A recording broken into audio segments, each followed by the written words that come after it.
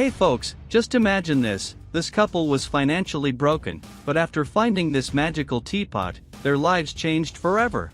Because that's the plot of the 2012 film, The Brass Teapot, and I'm gonna assume you've already hit the like button. Let's recap. John and Alice are a lovely couple. They wake up to yet another pretty crappy day. The issue is, they don't want to get out of bed because there's nothing in the fridge to eat. All the money John manages to get goes towards paying the bills. Alice suggests that since they don't have any food, she'll make her own food, hinting at something unconventional. From there, John rushes out in a panic on his bike, but he only lasts 10 seconds and ends up late for work. The problem is, he's already been late so many times, and his boss tells him that he's had plenty of chances to change, but he can't seem to be a good salesperson, let alone be punctual. Life isn't easy for him. Meanwhile, Alice is getting ready for a job interview. She's giving it her all to secure a supervisor position even though she has no experience in that field. She confidently mentions her 5 years of history college and her ability to handle people. However, during the interview, the interviewers humiliate her, stating that everyone who came by had at least a postgraduate degree. She heads back home to look for another job in the newspaper. Someone knocks on the door, and it's Arnie. He starts hitting on her, suggesting she could pay the rent in other ways. She's tempted because the situation is tough, but fortunately, John arrives just in time. Arnie leaves. If he'd waited another 5 minutes, he'd have walked in on an awkward situation.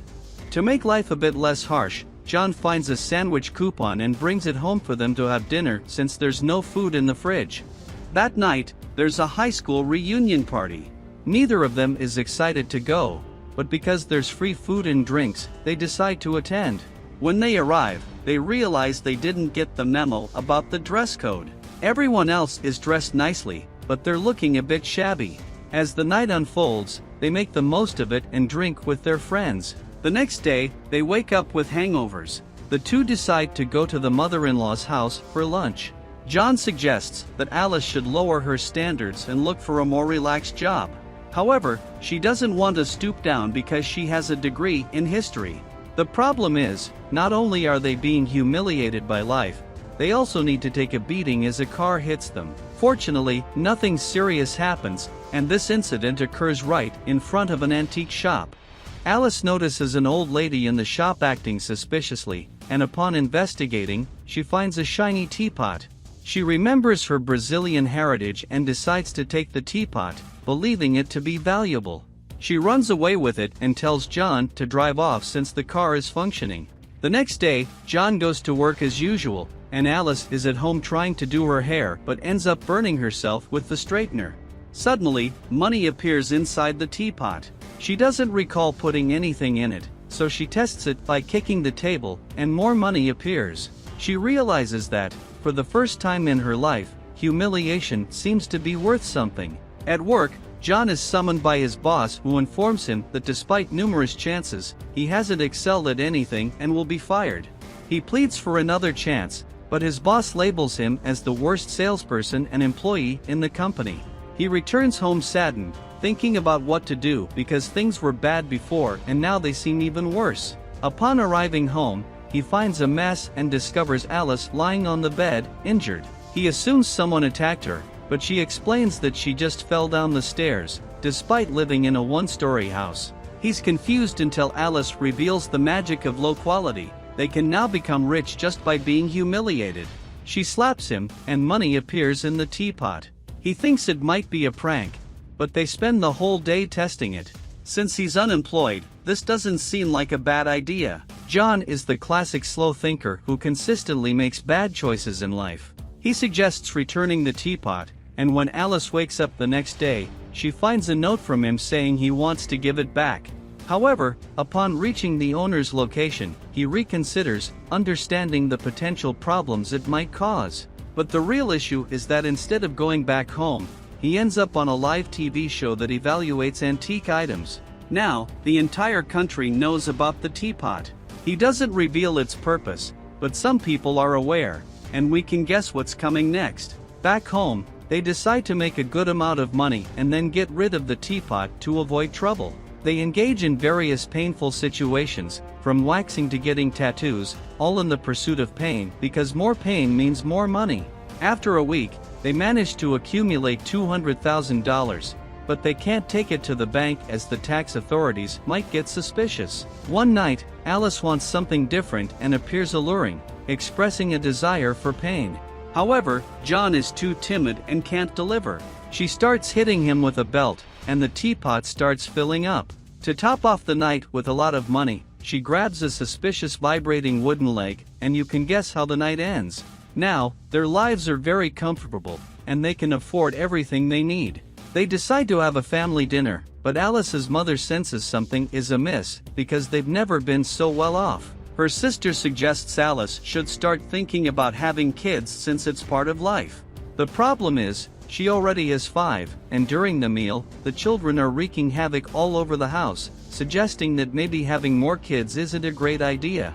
At home, John believes it's best to return the teapot before things get worse. Suddenly, 2 Jewish men arrive for a visit, claiming to be interested in the teapot. They start searching and hitting John. Alice takes advantage of the teapot filling with money and hands it over, saying she sold it.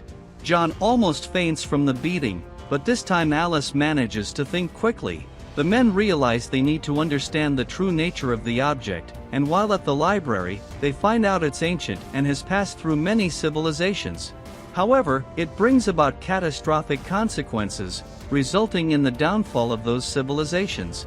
Alice tears out the relevant page so John remains unaware of the potential risks, allowing him to think everything is alright. From then on, they owe nothing to anyone, and the two decide to buy a big house and throw a huge celebration. However, no one knows how they acquired so much money. Once again, someone knocks on their door, and this time it's a Chinese man who specializes in ancient objects. He has come to retrieve the teapot, explaining that it will bring immense trouble to them. They claim to have donated it to a museum, but he sees through the lie. Alice slams the door in frustration, so John wouldn't hear what he had to say. They continue enjoying life, hanging out with the popular crowd from their high school days. Back then they were humiliated, and today they still are, but at least they're getting paid. Hey folks, if you've made it this far and want to know where this teapot is, you need to leave a like and subscribe, because I also don't know where it is. But at least we'll be part of the Lost group, so let's continue. Ernie visits their house, driven by jealousy because he always liked Alice, but she ended up with the loser, John. Ernie takes the teapot to figure out why they've been carrying it around. The two become desperate and try to stop him, but the teapot is truly magical. They decide to consult the specialist to hear what he has to say. He explains that the teapot has passed through the hands of the world's greatest leaders, corrupting them and causing bad things to happen in the world. Examples include Rasputin in Russia. However, Alice manages to convince John that nothing bad is happening because they are good people.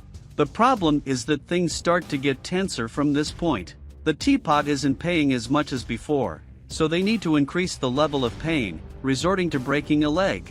During one night, those 2 Jewish men appear at their house, take all their money, and allow them to keep the teapot, warning that it will become a problem over time. They take the money, and now John and Alice need to do more for the teapot to pay out, as it's only giving them $5 bills. Little do they know that here in Brazil, they could be living a life of luxury. Alice becomes increasingly greedy and starts testing the teapot on other people. She positions herself in places where accidents are likely to occur because it's been bringing in a lot of money from others. She enters hospitals during childbirth and attends MMA fights, so they don't have to get hurt themselves. However, she crosses a line when she targets a homeless person, wanting to exploit their pain. This is when everything starts to go downhill. The game becomes more challenging as she taunts John for being a coward and not doing what needs to be done. Strangely, money starts appearing in the teapot due to emotional pain. Any kind of pain counts. The two start insulting each other, and she even comments on his size. They accumulate a significant amount of money and decide to bury the teapot to avoid further problems. John visits the specialist, who explains that because they've used the teapot extensively, it's been draining their souls. Alice sees her reflection in the mirror, looking old. She decides to read the page she tore out earlier and realizes they've been losing their lives. Just when things seemed resolved, Ernie follows them, seizes the teapot, and plans to use them to make money by shooting them multiple times. Fortunately, the Jewish men intervene and tragedy unfolds. They decide to give the teapot to the specialist to end the curse. He throws it into the South China Sea to ensure nobody can get hold of it. And that's the Brass Teapot movie for you. We've learned two things: if you find such a teapot, you'd better learn how to launder money to avoid a lot of trouble. Also, never tell your family because envy can be intense. So, leave a like and subscribe if you're new here, because there's a lot to learn about life. Alright, I'm outta here, see you. I walk a lonely road, the only one that I have ever known. Don't know where